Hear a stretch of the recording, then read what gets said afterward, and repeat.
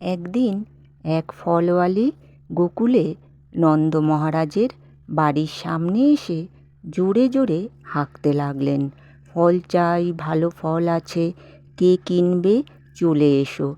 সেই হাঁক শুনে ছোট্ট কৃষ্ণ তার হাত ভর্তি করে শস্য নিয়ে এলেন, কিন্তু তার হাত দুটো ছিল খুবই ছোট, তাই সেই শস্যগুলো আনতে আনতেই তার বেশিরভাগটা মাটিতে পড়ে গেল।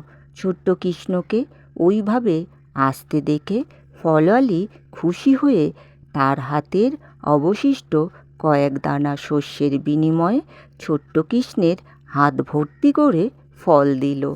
সেই কয়েক দানা শস্য ফলওয়ালি ঝুড়িতে রাখতেই সে দেখল তার ঝুড়িটা মণিমাণিক্যে পূর্ণ হয়ে গেছে।